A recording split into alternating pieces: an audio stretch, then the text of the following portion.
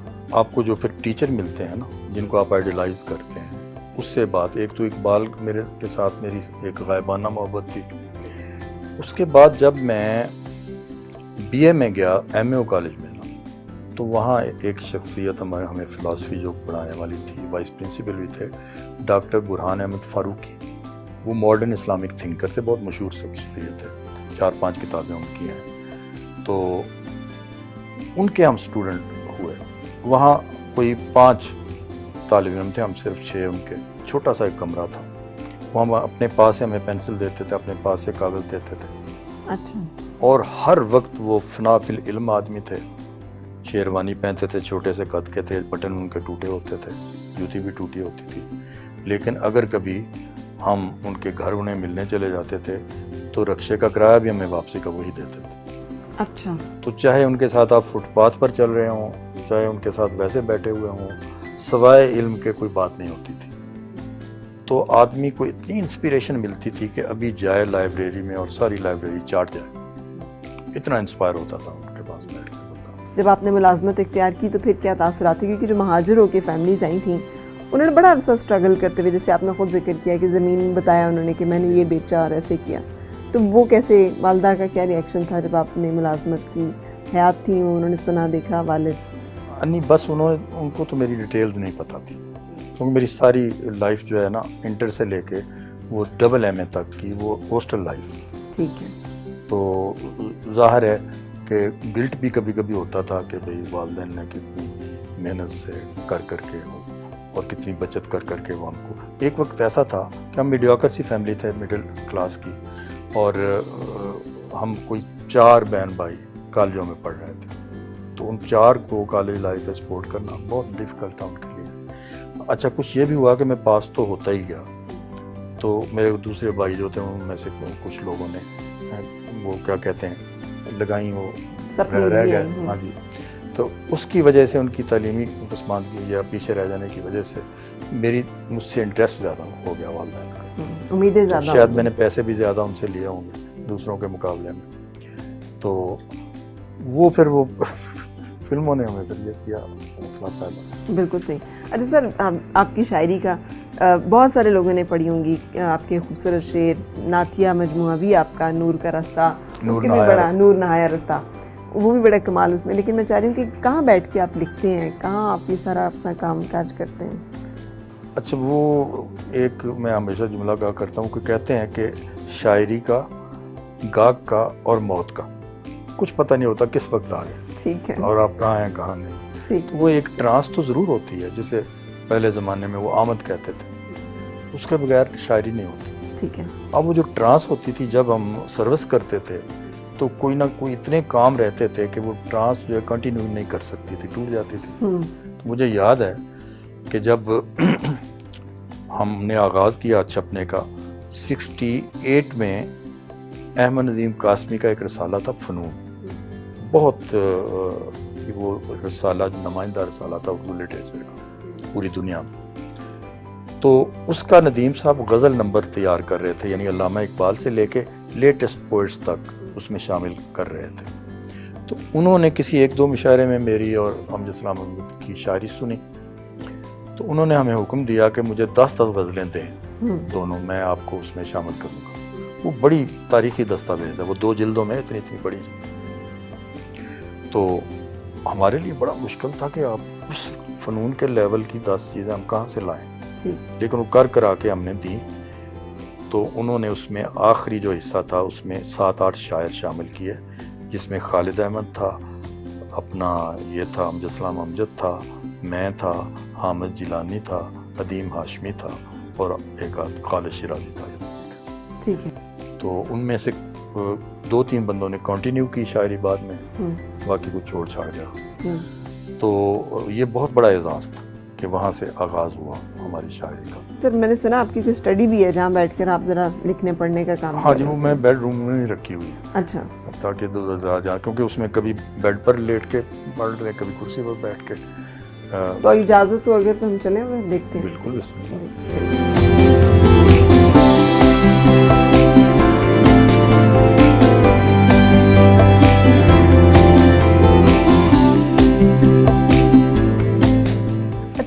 Practical सी आपने अपनी sitting place बनाई हुई है, हाँ जी, छोटी सी मुख्तसर सी। मेरे बेडरूम में मतलब स्टडी भी साथ ही शामिल है, लाइब्रेरी तो मेरी ऊपर है, लेकिन जिन चीज़ों को मैं समझता था ना कि ज़रा मेरे हाथ के करीब रहनी चाहिए, वो भी आहिस्ता आहिस्ता इतनी ज़्यादा हो गई कि फिर मुझे इधर ये रैक बनाना पड़ा। तो ये सारी किताबें आपने पढ़ी हुई हैं, नज़र से गुजरी हैं, बिल्कुल नज़र से गुजरी हुई हैं, और ये आपको वक्त मिलता है, इतना मिलता था कि आप मुताले को भी दे सकें साथ साथ? जी, बस ये, लेकिन प्रायोरिटी ही यही थी ज़िंदगी में प्रायोरिटी ही पढ़ना और पढ़ाना, यही दो प्रायोरिटी, और फिर लिखना। जी, लिखने में किसी से मुतासिर हुए हो जिसका अंदाज़ आपको लगता हो कि आपके ऊपर है?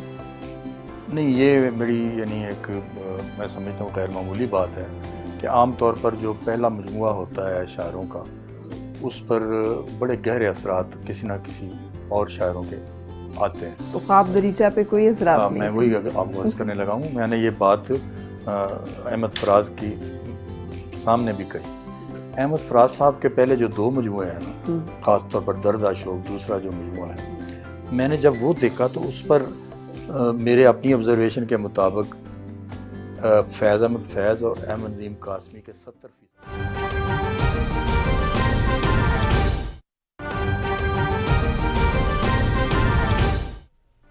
नाज़रीन, अहम खबर से आपको आगाह कर रहे हैं। पाक अफगान बॉर्डर पर सरहद पार से दहशतगर्दों की जानिब से फायरिंग का वाकया पेश आया है। पाक अफगान बॉर्डर पर सरहद पार से दहशतगर्दों की जानिब से फायरिंग की गई है, ऐसा बताना है ISPR की जानिब से। दहशतगर्दों ने दीवागर में सिक्योरिटी फोर्सेस को निशाना बनाया है। सिक्योरिटी फोर्सेस को निशाना बनाया गया है पाक अफगान बॉर्डर पर सरहद पार से दहशतगर्दों की जानिब से, और दहशतगर्दों के साथ बहादुरी से लड़ते हुए 3 जवानों ने जाम शहादत नोश किया है, ऐसा बताना है ISPR की जानिब से। पाक अफगान बॉर्डर पर सरहद पार पर से दहशतगर्दों की जानिब से फायरिंग का वाकया पेश आया है। दहशतगर्दों ने दीवागर में सिक्योरिटी फोर्सेस को निशाना बनाया है। सिक्योरिटी फोर्सेस की जानिब से भरपूर और फौरी कार्रवाई की गई है। दहशतगर्दों को भारी नुकसान उठाना पड़ा है, और पाकिस्तान की दहशतगर्दों की जानिब से अफगानिस्तान सरजमीन इस्तेमाल करने की शदीद मजम्मत की गई है। ISPR की जानिब से ऐसा सामने आया है कि पाक अफगान बॉर्डर पर सरहद पार से दहशतगर्दों की फायरिंग का वाकया पेश आया है, जिसमें 3 जवानों ने जाम शहादत नोश किया है। PTV न्यूज़ से फिल वक्त इतना ही।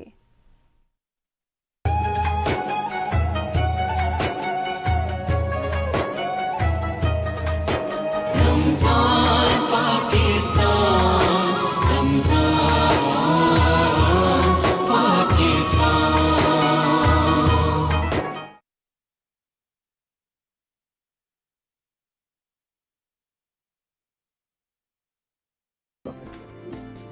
मैं कुछ शेर सुना सकता हूँ ऐसे कि जिनमें थोड़ा सा रिफ्लेक्शन फैज़ साहब की हो, लेकिन वो कोई नुमायाँ नहीं है मेरी पोइट्री में, कि मैं उसे बड़े शौरी तौर पर उन्हें निकालता था, रिजेक्ट कर देते उनके थे असरात को। जी अच्छा, लेकिन ये बहुत फ़र्क भी रहा। जो आपकी अर्ज़े हुनर आई है वो 2007 में कहीं आ रही है, और 1990 में 89 में पहली आ रही है, 84 में पहली आई जी, तो 1994 में ये दूसरी आई शौक सितारा, और अर्ज़े हुनर से आगे आई 2007 में। क्या अवार्ड पजीराई का मेयार है? इनका वैसे आपके ना सोशल इमेज में फ़र्क पड़ता है, ज़रूरी नहीं है। अब यूँ ज़रूर कह सकती हैं आपके जिस बुक को अवार्ड मिलता है वो कम से कम इस काबिल होती है कि वो कंपटीशन वाली बुक्स में मौजूद होती है। यानी ऐन मुमकिन है जो तीसरे नंबर पर आई वो कोई दूसरा ज्यूरी बैठे उसे पहले पर कर दे, ऐसा नहीं हो सकता कि 20वें नंबर वाले को उठा के ऊपर ले आए। ठीक है ना। अच्छा, अमजद साहब ड्रामा निगारी की तरफ भी गए, और उन्होंने आज़ाद नज़में बहुत ज़्यादा की, और उनकी आज़ाद नज़में ही ज़्यादा जो है वो पजीराई। आपने इतनी आज़ादी नहीं इख्तियार किया, गज़ल के कैदोबंद में रहे। ये बड़ी मज़े की बात है कि जब हम स्टूडेंट थे तो वो पाबंद नज़में लिखा करते थे। अच्छा। और जब वो कोई छुट्टियाँ हुई गर्मियों की तो हम अपने कस्बे में चले गए, तो फिर ख़तो किताबत मेरी और अमजद की शुरू हो गई। तो उसमें मैंने एक आज़ाद नज़म लिखी। अच्छा। तो अमजद का मुझे ख़त आया,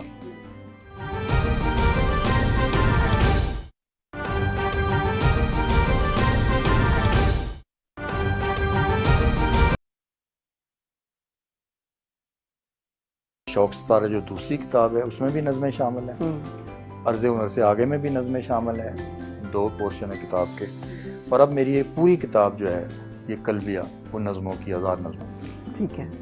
تو آپ اپنے آپ کو زیادہ کمفرٹیبل غزل میں محسوس کرتے ہیں یا آزاد نظم میں؟ ظاہر ہے میرا زیادہ تو غزل میں میرا رجحان ہے. کریٹو جو ٹیلنٹ ہے ظاہر ہوا، لیکن اب مجھے محسوس ہوتا ہے کہ کچھ ٹاپکس ایسے آئے ہیں جنہوں نے خود نظم کا رستہ اختیار کیا. ٹھیک. نہیں وہ بات شاید غزل میں نہیں کہی جا سکتی تھی جو نظم کی شکل میں سانچے میں آئی. ٹھیک ہے. اچھا، عشق دا ہور حساب یہ بھی آپ کی پنجابی شاعری کا مجموعہ، تو اس میں سے کچھ سننا چاہیں گے ہم؟ میں آپ کو اس میں سے سناتا ہوں، ایک کافی سنا دیتا ہوں. ہاں جی. اچھا، اس کافی کی بھی بیک گراؤنڈ یہ ہے کہ یہ جس گھر میں آپ بیٹھی ہوئی ہیں یہاں کوئی 8-7 سال پہلے ڈاکہ پڑا تھا اور 6 ڈاکو گھر میں داخل ہو گئے تھے. میں تھے اور میری یہ بیگم تھیں اور ایک نوکر تھا 14-15 سال کا. تو میں نے اس سے پہلے کبھی کافی نہیں لکھی تھی، مگر اس واقعے کے بعد میں نے کوئی یک بعد دیگرے کوئی 11 کافیاں لکھی. اسے کہ وہ پھر کیسے وہ تو کوئی میرا خیال ہے کہ یہ وہ جو بہت بڑا صدمہ تھا اس کے کچھ اثرات تھے ظاہر. اچھا، وہ میں نے بڑا کافی کے ساتھ ایک اسپرچولیزم وابستہ ہے آپ کے. جی جی جی بالکل. تو یہاں ہم نماز پڑھ رہے تھے دونوں میاں بیوی، تو ادھر سے دروازہ اس نے نوکر نے کھولا تو 6 بندے آ گئے اندر، ہمارے اوپر پسٹل لے کے کھڑے ہو گئے. ان کی اب شاید پہلی رکعت تھی، وہ ٹوٹ گئی نماز. ان کی میری آخری رکعت تھی، میں نے پوری پڑھی. تو اس کے بعد میں نے دعا بھی مانگی.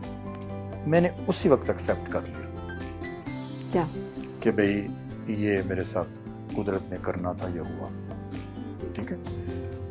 اور میرا فوراً رد عمل یہ تھا کہ میرے اندر کوئی کمی تھی جو مجھے اس صدمے سے گزار کے پوری کی جانی تھی. تو میں نے بالکل ان کو اطمینان سے کہا، میں کہ آپ کامیاب ہو گئے، آپ نے اب ہمیں کچھ نہیں کہنا، بتائیں جو کچھ چاہیے آپ کو. حتیٰ کہ پھر 1.5 گھنٹہ لوٹ مار کرنے کے بعد انہوں نے کہا جی پروفیسر صاحب بتائیں اور کچھ ہے نہیں تو ہم بہت سخت پیش آئیں گے. تو میں نے کہا تمہارے پاس پسٹل ہے نا، تو میں کہ یہاں میرے رکھو اور چلا دو. اتنا تعاون تمہارے ساتھ کر رہے ہیں پھر بھی تم یہ کہہ رہے ہو. تو اب میں کیا ملا ہوگا انہیں ویسے ایک پروفیسر اور شاعر کے گھر سے؟ بس یہ بھی میں نے کہا، یہ بالکل میں نے انہیں کہا، میں کہ آپ غلط جگہ پر آ گئے ہیں، یہ پروفیسر کا اور شاعر کا گھر ہے، یہاں کتابیں ملیں گی آپ کو. تو لیکن اوپر کوئی بہو کا زیور بیور تھا، وہ لے گئے. تو ہر چیز کا آپ کی شخصیت کی تعمیر میں، آپ کی فکر کی تعمیر میں، آپ کے احساس کی تشکیل میں رول ہوتا ہے. جی. تو یہ ہے اتھرا عشق ازار او بیبا.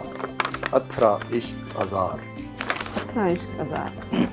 اتھرا تو جانتے ہیں جی جی جی جی. جو قابو بے قابو کسی، ہاں بے قابو. بالکل. 4 چفیرے ہجر ہنیرے، دل ویڑے غم لائے ڈیرے. واہ. کر سنجے کر گئے کاغ بنیرے، رسی باغ بہار و بیبا. اتھرا عشق ازار. اتھرا عشق ازار و بیبا. اتھرا عشق ازار. کی دساں کی ورتی بیتی، اگے آ گئی کیڑی کیتی. کس طرح ہو گئے پھیتی پھیتی، لیڑے وچ بازار و بیبا. اتھرا عشق ازار و بیبا. واہ. اتھرا عشق ازار. ہوٹ ترپے نال کندوئی. واہ واہ واہ. وہ بڑی سوئی ہوتی. ہوٹ ترپے نال کندوئی، کنڈیاں اتے جند تروئی. تن دی چمڑی پھوئی پھوئی، واہ. سینہ اگ اگار و بیبا. واہ واہ. اتھرا عشق ازار. ایک آپ کو اور بند سناتا ہوں بس. ہوئی رج تباہی دل دی. واہ. ہوئی رج تباہی دل دی، رڑ گئی بیجی وائی دل دی. چھیکو چھیک سرائی دل دی، خالی اندر بار و بیبا. واہ. اتھرا عشق ازار و بیبا. واہ واہ. اتھرا. اچھا، آپ مشکل ڈکشن کے شاعر ہیں، تھوڑا آپ کی منفرد ہے الفاظ کا چناؤ جو کہ آپ اپنی شاعری میں، لیکن پنجابی میں ماشاءاللہ بہت خوبصورت اور بڑا ڈفرینٹ ہے. تو کبھی سوچا کہ پنجابی میں اور بھی زیادہ؟ آپ نے ابھی ایک میرے جو زیر ترتیب مجموعہ اس کا نام لیا نا، عشق دے عورت صاحب، اس کا مطلب پوری کتاب تیار ہے. تیار. بالکل صحیح. اور نور کا رستہ جو ہے نور نہایا رستہ. نور نہایا رستہ. اچھا یہ بات ہماری ساری گفتگو میں نہیں آئی کہ یہ میری کتابوں کے نام خواب دریچہ، شوق ستارہ، نور نہایا رستہ، یعنی کا کی میں نے اڑایا ہوا ہے نا اس میں سے. خواب دریچہ، خواب کا دریچہ، اسی لیے میں نور کا رستہ کہی جا رہی ہوں اور آپ مجھے بار بار کہی جا رہی یا ہیں نور دریچہ نہایا خواب، رستہ. دریچہ خواب کو میں نے خواب دریچہ کر دیا. تو یہ پنجابی میں آلریڈی ہے نا دل دریا سمندروں ڈونگے، تو یہ کچھ پنجابی اور ہندی کا جو طریقہ کار ہے اس کو میں نے ذرا زیادہ استعمال کیا اور لوگوں سے، اس لیے وہ مجھے بعض نکات کہتے ہیں کہ ٹرینڈ سیٹر ہے اس سلسلے میں. یہ میں نے شروع کیا تھا اس طرح کے لفظ ملانا اپنی 69 میں. اچھا. ایک ہمارے دوست ہیں وہ جو چین میں اردو کے شاعر ہیں، تو وہ ایک دفعہ آئے، کوئی 8-10 سال مجھ سے ملے ہوئے ہیں. 8-10 سال کے بعد وہ آئے تو کسی بندے سے کہہ رہے تھے کہ یار وہ جو ایک آپ کا شاعر ہے وہ جو 2 لفظوں کو ملا دیتا ہے وہ کدھر ہے؟ تو اس کو بے اضافتی ترکیب کو اس نے اس طرح سے یاد کیا کہ 2 لفظوں کو جو ملا دیتا ہے. اچھا میں آپ کو ایک آزاد نظم ہے نعت کی، اس کے میں کچھ آپ کو سٹینزے سناتا ہوں. بالکل. جو ایک بڑا یونیک سا تجربہ ہو گیا ان معنوں میں کہ عام طور پہ رسول اللہ صلی اللہ علیہ وسلم کی جو صورت ہے وہ بیان کی جاتی ہے جب ان کے بالوں کی تعریف، ان کی آنکھوں کی تعریف، ان کے ہونٹوں کی تعریف، ان کے ہاتھوں کی. تو اس میں ایسا ہوا ہے کہ کوئی بھی ان کے جسم کا حصہ ہے تو اس کے حوالے سے ساتھ اس کی سیرت اس میں شامل ہوگی. اچھا واہ واہ. تو یہ مجھے بھی بعد میں پتہ چلا جب یہ میں نے کہہ لی. وہ دل زمینوں میں فصل صدق و صفا اگاتا ہوا تکلم. واہ واہ واہ واہ واہ واہ. وہ دل زمینوں میں فصل صدق و صفا اگاتا ہوا تکلم، میان غیب و حضور باب مکالمت کھولتی خاموشی. واہ واہ واہ. جب غار حرا میں وہ بیٹھتے تھے، میان غیب و حضور باب مکالمت کھولتی خاموشی، وجود اور ماورا کو ایک دوسرے میں پہچانتی نگاہیں. کہ وجود میں ماورا دیکھ رہی ہیں، ماورا میں وجود دیکھ. واہ واہ واہ. وجود اور ماورا کو ایک دوسرے میں پہچانتی نگاہیں، ہوا سے رفتار کے توازن کا بھید کہتا خرام موضوع. واہ. وہ ریگزار حیات کی سب جہات کو پھول پھول کرتا ہوا تبسم. بس 2 اور آپ کو سناتا ہوں. رتوں کی لوحوں پہ شرح حسن و جمال لکھتی وہ نور پورے. واہ. بجھے بجھے سے نصیب تاروں میں جگمگاتی بشارتیں بانٹتی وہ پیشانی درختاں. واہ. بجھے بجھے سے نصیب تاروں میں جگمگاتی بشارتیں بانٹتی وہ پیشانی درخشاں، شب علم کے ملول طاقوں میں درد دل کے دیے جلاتی شفیق پل کے. واہ. اور کڑے دنوں کی تپی دوپہروں نہال جاں کو اماں میں لیتے کریم کے سو. واہ. تو اور بھی ہیں، میں نے آدھی آپ کو سنائی. واہ واہ واہ واہ. لیکن آپ نے واقعی وہ سیرت اور صورت دونوں کو بڑا خوبصورت کمبائن کیا. اچھا سر، یہ جو انفرادیت آپ کے انداز میں ہے، یہ آپ کا انتخاب ہے، یہ آپ کی طبیعت کا ریفلیکشن ہے، یا یہ آپ نے اپنے لیے چنا ہے یہ راستہ؟ یہ تو ایسی خواہش ہوتی ہے نا ہر بندے کی کہ وہ یونیک ہو، دوسروں سے مختلف ہو.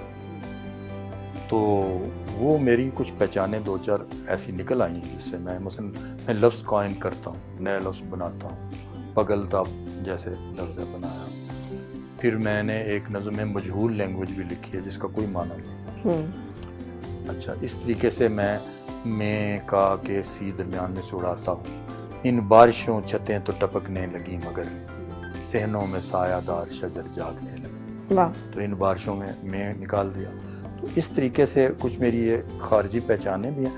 لیکن عمومی طور پر جو مصرع بنتا ہے آپ کا، تو وہ اگر یہ مرحلہ حاصل ہو جائے کہ آپ کا نام نہ بھی لکھا ہوا ہو اور کوئی آپ کے شعر پڑھا جائے اور بندہ کہے یار یہ تو جلیل علی کا، اچھا، تو اگر ایسا ہو تو بڑی خوشی ہوتی ہے. بالکل. اچھا میں دیکھ رہی ہوں اگر بیگم صاحبہ آپ کے ساتھ تو وہ تو بیچاری خاصی پریشان ہوتی ہوں گی, تو اگر آپ اجازت دیں تو ان سے بھی ہم ملیں, بات کریں. بالکل ان کی پریشانیاں پتہ کر لیں ذرا. آ جائیں. بالکل صحیح. تو سر اب بیگم صاحبہ سے ہمارا تعارف کرائیں تاکہ دیکھنے والوں کو بھی. یہ جناب میری بیگم ہے, ان کا نام ہے حسینہ فیروز. ٹھیک. تو لیکن میں نے تو ان کو پہلے دن ہی شادی والے روز ہی میں نے ان کو مانا کر دیا تھا. مانا تو وہ اس زمانے میں میرے ذہن میں یہ تھا کہ مانا کا جو مطلب ہے اسپرٹ آف لائف, یونانی فلاسفی میں یہ سب کہتے تھے. تو وہ بس کسی پیار کے لمحے میں میرے منہ سے مانا نکل گیا. اچھا, تو وہ آج تک وہ مانا چل ہی رہا ہے. ہے یہ مانا. اچھا, اور آپ نے بھی کوئی نام رکھا سر کا؟ نہیں, میں نے ان کا علی صاحب کر کے میں بلاتی ہوں. میڈم کیسے ملاقات ہوئی تھی علی صاحب سے؟ اچھا, وہ میں آپ کو بتاتا ہوں. اصل میں اس کا انیشیشن میری طرف سے ہوئی نا, انیشیٹ ہوا. وہ یوں ہوا کہ میرے والد صاحب نے یہ کہا کہ اب آپ لیکچرر بھی ہو گئے ہیں, تو ہماری فیملی کے ارد گرد میں یہ 2-3 گھرانے ہیں جن کی لڑکیاں آپ کی ایج کی ہیں, اور ان میں سے کوئی بھی اپروچ کر سکتا ہے ہمیں. ٹھیک ہے. تو اگر کسی نے اپروچ کر لیا تو ہمارے لیے بڑا مشکل ہو جائے گا انکار کرنا. تو آپ ان 3-4 میں سے اپنی پسند بتا دیں. تو میں نے وہ جو حساب کتاب لگایا تو اس میں یہ لیکچرر تھیں, سائیکالوجی کی لیکچرر تھیں, میرا سبجیکٹ سوشالوجی تھا. تو مجھے یعنی یہ جو آبجیکٹیو نمبرز تھے وہ تو ادھر میرٹ جا رہا تھا. ٹھیک ہے. لیکن یہ ہماری قریب کی فیملی سے نہیں تھی, ذرا سا دور برادری کی تھی. تو میرے ایک بھتیجے مجھ سے کوئی 2-3 سال چھوٹے ہیں, میں نے ان کو ساتھ لیا کیونکہ ان کے فادر یعنی میرے بڑے بھائی اور ان کے جو فادر تھے وہ کلیگ تھے سی ایم میں. تو میں نے کہا کہ تم اپنے ابو کے حوالے سے جا کے ملو اور دیکھو کہ شکل صورت کیسی ہے. تو یہ جو سی بی کالج ہے نا, اس کے باہر ایک کپڑے کی دکان تھی, تو اس میں بیٹھ گیا, میں نے اس کو بھیجا. وہ ان کو جا کے مل کے اپنے ابو کے حوالے سے بات چیت کر کے آیا. بہنوں کی ایڈمیشن کے لیے ہاں, کوئی اس نے بہانہ بنا لیا. تو وہ آ کے وہیں بازار میں ہی نا دکان پر مجھے کہتا ہے, چاچا جی کر لو نہیں تو میرا کرا دو. اچھا, وہ میں نے پھر اگلے دن میں نے خود ملاقات کی ان سے, اور میں نے یہ بہانہ بنایا کہ میری ایک کلاس فیلو وہاں سوشالوجی کی ٹیچر تھی, پروفیسر تھی. تو ان کے حوالے سے پھر میں نے ان سے بات کی. تو میں نے بھی یہی دیکھنا تھا کہ بھئی ایک چیز تھی کہ مجھے اینک سے سخت الرجک تھی اور یہ اینک لگا رہی تھی. اچھا. باقی ساری چیزیں ان کی حمایت میں جا رہی تھی. تو اینک جو تھی وہ مجھے, لیکن وہ میں نے کمپرومائز کیا. بہر صورت میں نے پھر گھر لکھ دیا خط, میں نے کہا جی کہ ادھر آپ بات کر سکتے ہیں.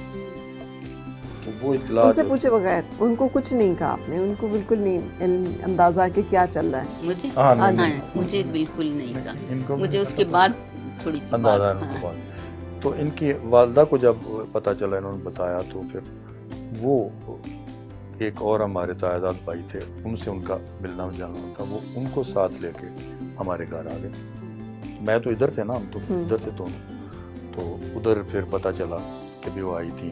تو پھر والد صاحب نے کہا کہ ہم نے ہاں کر دیا. تو میں کہا ٹھیک ہے. پھر وہ منگنی کی رسم ہو گئی. ٹھیک ہے. کچھ سال بعد ہم کورٹ شپ چلتی رہی, ہماری ملاقاتیں ہوتی رہیں. ٹھیک ہے. اچھا, ماشاء اللہ آپ دونوں, میں زیادہ تو نہیں جانتی, لیکن جیسے نا میڈ فار ایچ ادر والی سٹوری لگ رہے ہیں. وہ تو آپ کو پتہ ہے کہ جب اتنے سال ہمیں میرا 48 سال اکٹھے رہتے ہوئے ہو گئے ہیں, وہ تو آٹومیٹیکلی ایک جیسے ہی لگتے ہیں پھر. اچھا, لیکن کبھی لڑائی ہوئی ہو, کبھی کوئی, لیکن ہمارے کپل کو جو اوور آل لوگوں نے بہت اپریشیٹ فیملی میں ماشاء اللہ. تو کبھی نوک جھوک, لڑائی, وہ جسے کہتے ہیں بہت تلخ کلامی تک نوبت آئی ہو؟ یہ آپ بتائیں. شروع میں کچھ ہوئے تھے, لیکن اب تو اللہ کا شکر ہے. اچھا, تو ان کے لیے جو نظم لکھی ہے وہ تو سنائیں سر. یہ میرا خیال ہے 47ویں ہماری جو تھی نا شادی کی سالگرہ. اچھا, 47ویں سالگرہ پہ لکھی ہے؟ جی جی. باقی بیچ کے جو اس سے پہلے بھی کچھ شعر ویر تو ہوتے رہے.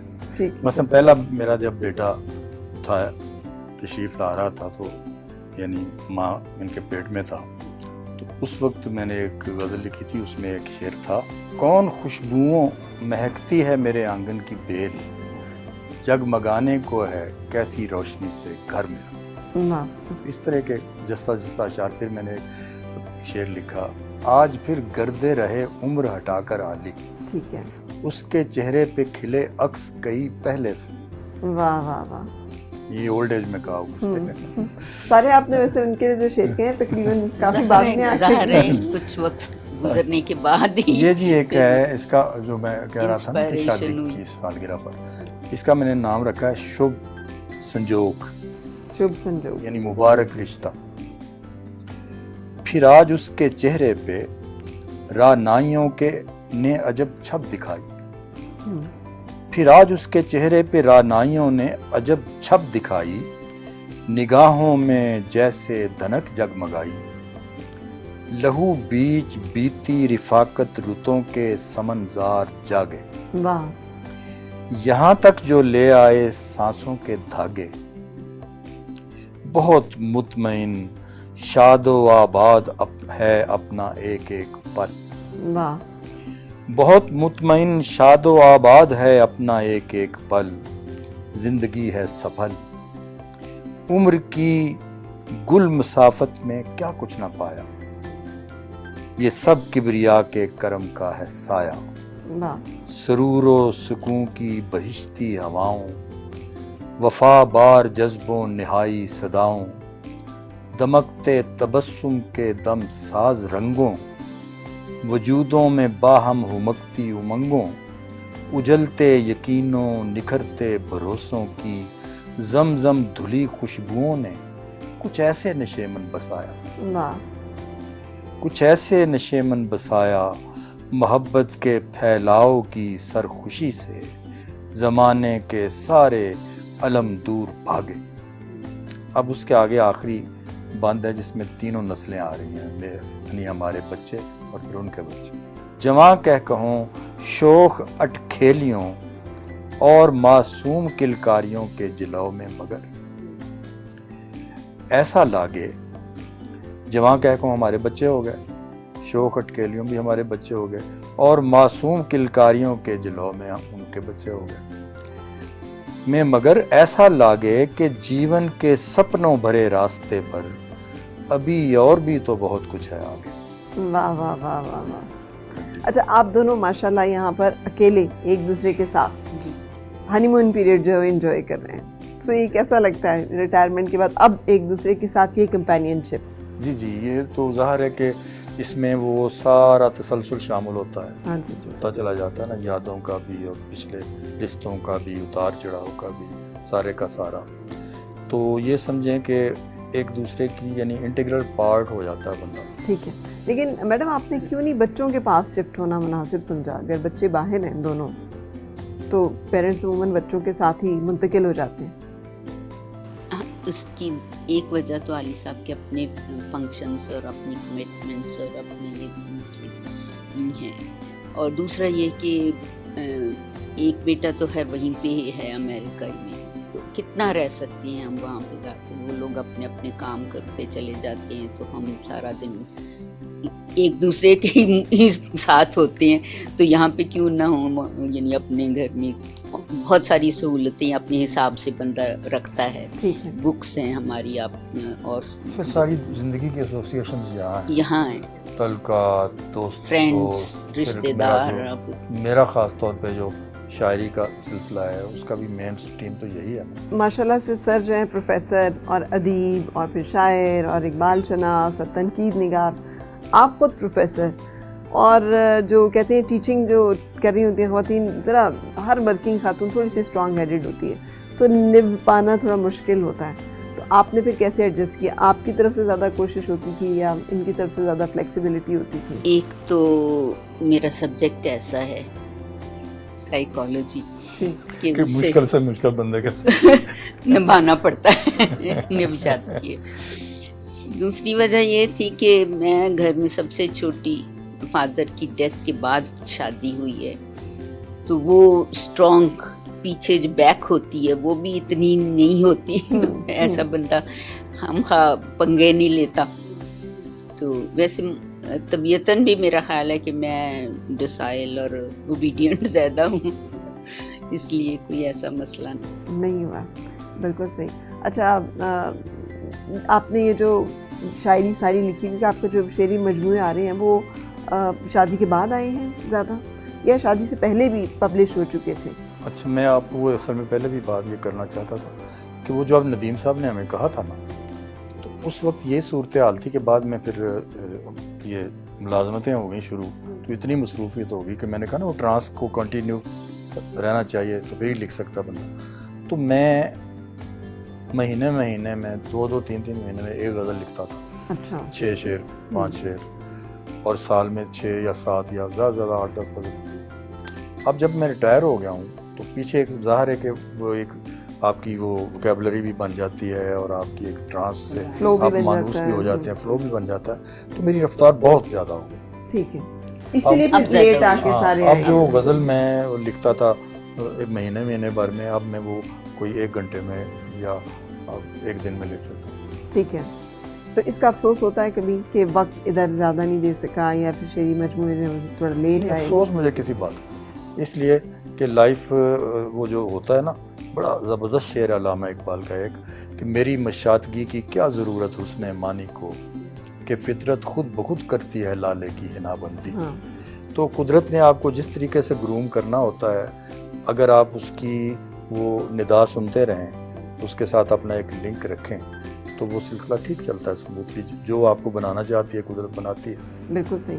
اچھا، جب یہ رومانٹک شاعری یا کچھ اس طرح کی شاعری لکھتے تھے تو آپ کو فیل نہیں ہوتا تھا، آپ نے کبھی کویشچن کیا ہو یا کبھی آپ کو شک گزرا ہو کہ وہ کوئی شاید کوئی افیلیشن یا اتنی رومانٹک ہے بھی نہیں، زیادہ تر ان کی فلاسافیکل اور سیاست اور وہ ہے، اور مجھے ان پہ بھی اعتبار ہے اور اپنے آپ پہ بھی تھا. کوئی بھی ایسی بات ہوئی نہیں، یہ ذہن میں نہیں آئی. اور ٹائم مینجمنٹ کیسی ہوتی تھی؟ دونوں ورکنگ تھے، بچے بھی ساتھ پال رہے تھے. یہ اللہ کا بہت کرم ہے کہ ہم دونوں ایک ہی انسٹیٹیوشن، یعنی ایک ہی ڈپارٹمنٹ ایجوکیشن میں تھے اور FG ڈپارٹمنٹ میں تھے. تو جانا بھی ٹائمنگ صبح بھی اکٹھے جانا، واپسی پہ بھی اکٹھے ہی واپسی تقریباً ہوتی تھی، بلکہ ساتھ بچوں کو بھی لے کے آتے تھے، اس لیے وہ اتنا پرابلم نہیں ہوا کہیں پہ بھی. اور ڈسٹریبیوشن آف رسپانسبلٹیز کیسے رہی؟ کیونکہ اگر وہ لکھتے بھی تھے اور اس طرف، تو ایسے لوگ تھوڑا ذرا پریکٹیکل کم ہوتے ہیں، تو کبھی آپ کو اس میں میرا مجھے اعتراف کرنا چاہیے اس بات کا کہ بچوں کو زیادہ وقت انہوں نے دیا. بچوں میں سے کسی میں آپ کے منتقل نہیں ہوئے ادبی؟ جو میرا بڑا بیٹا تھا وہ لکھنے کا اسے شوق تھا. وہ جب آرمی پبلک اسکول میں پڑھتا تھا تو اس نے 9ویں 10ویں کلاس میں اپنے ہاتھ سے ایک میگزین پورا بنایا. اچھا. خود مضمون لکھے دوسرے لڑکوں کے نام سے، اور پھر اسے فوٹو اسٹیٹ کروایا اور کنٹریبیوشن لے کے سب سے بچوں سے فوٹو اسٹیٹ کروایا اور فیلکن نام رکھا اس کا. اور پھر وہ شاید ان کی لائبریری میں اب بھی محفوظ ہو، اسکول کی لائبریری میں. یہ بڑی ایکسٹرا آرڈنری بات تھی. ماشاءاللہ تمغہ امتیاز. تو کتنا اچھا لگا آپ کو کہ آپ کو ایک نالج کیا گیا اسٹیٹ لیول پہ کہ آپ نے کنٹریبیوٹ کیا ادب میں؟ اچھا، اس کی بھی اپنا فرا بڑی تھوڑی سی سٹوری ہے. اس سے پہلے میرا نام 2 دفعہ جا چکا تھا. اچھا. تو میرے اپنے دوست بھی اوپر موجود تھے، تو میں وہ ریجیکٹ ہو گیا. مجھے بڑا غصہ آیا، سیدھی سی بات. میں کہہ رہا تھا کہ مجھے اور بھی نہ میرا 10 سال نام جاتا، مجھے کوئی میرے پرواہ ہی نہیں اس کی کوئی. لیکن یہ کیا کہ میرا نام جائے اور ریجیکٹ ہو. تو پھر اس بار جب مجھے کہا ایک انسٹیٹیوشن کے سربراہ نے کہ جی اپنا بایو ڈیٹا دیں، تو میں نے کہا کس چیز کے لیے؟ اس نے کہا جی آپ کا نام ہم نے ریکمینڈ کرنا ہے اس کے لیے. میں کہا مجھے نہیں ضرورت، میں نے نہیں لینا مارشل. وہ کہنا کیوں آپ کیوں؟ کہتا جی میں نے تو سمجھا تھا کہ آپ کو 10-15 سال پہلے کا مل چکا ہے، لیکن مجھے پتہ چلا کہ آپ کو ابھی تک نہیں ملا، تو میں تو نہیں، میں نے تو آپ کا بھیجنا ہے نام. تو بہت ہی اس نے مجھے اصرار کیا، تو میں نے پھر اپنا بایو ڈیٹا اسے دیا. ورنہ میں کہا جی میرا چونکہ ریجیکٹ ہو چکا ہے، میں اسے اپنی توہین سمجھتا ہوں، میں اب نہیں بالکل لینا چاہتا ہے وہ. ٹھیک ہے. तो आपके शागिर्दों की तो बड़ी तादाद इधर उधर जी जी, वो बड़ा अच्छा एक्सपीरियंस होता है। वो कहीं भी आप किसी डिपार्टमेंट में चले जाएं, किसी फंक्शन पे चले जाएं, तो वो आप बाल बच्चों दार, बल्कि दादे नाने बने हुए, तो वो जब इजहार करते हैं, हम मैं आपका स्टूडेंट था जी, मैं आपका स्टूडेंट था, फिर बातें वो याद दिलाते हैं। ठीक है मैडम, कितना का आपको शेर सुनने पड़ते थे सर के?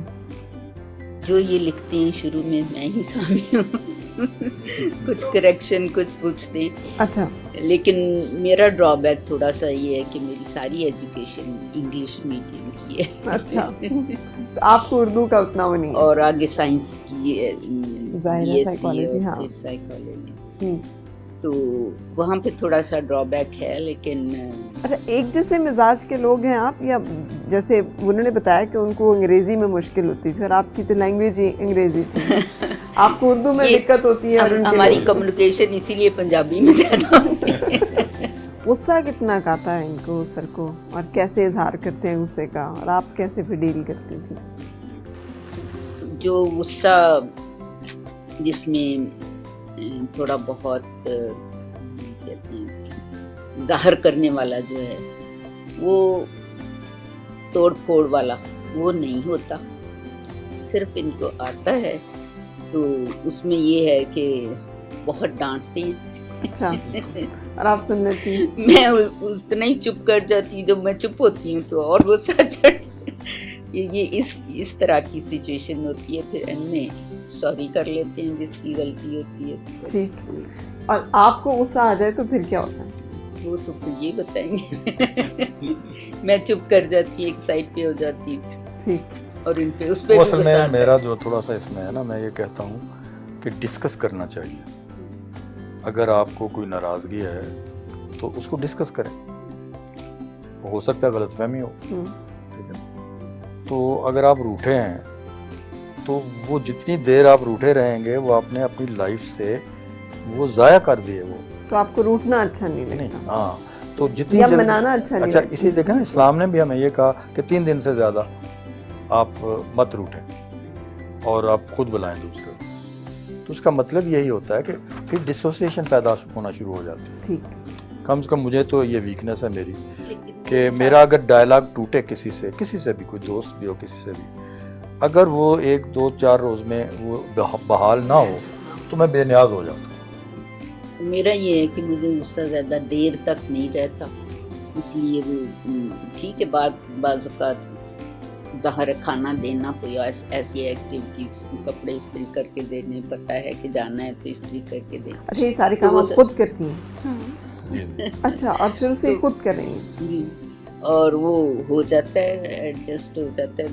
दोपहर की चाय मैं बनाता हूँ। अच्छा, अब शुरू किए, वो इनके भाई आए थे, वो बनाते थे, छोटे भाई, तो इन्होंने उनसे सीखी और बहुत अच्छी बनती है। इसलिए अब ये नहीं, इसलिए नहीं कि इसलिए कि उनको पसंद ही अब वो चाय होती है, इसलिए बनाते, इसलिए भी बनाते हैं। आपने फिर बिना अगर कोई तरीका अख्तियार कर लिया। वंडरफुल टू मीट यू, मुझे बहुत अच्छा लग रहा है आपसे मिलना। लेकिन चूंकि वक्त प्रोग्राम का ख़त्म हो रहा है तो हम फिर इजाज़त देंगे। बहुत शुक्रिया, दुआओं के साथ। आपका भी बड़ा अच्छा लगा आपसे मिलकर। Thank you very much. आपसे भी इजाज़त लेंगे और इंशाल्लाह ब्रंच टॉक में मुलाकात होगी किसी और मेहमान शख्सियत के साथ। उस वक्त तक के लिए फराह सादिया को इजाज़त दीजिए। अल्लाह हाफ़िज़।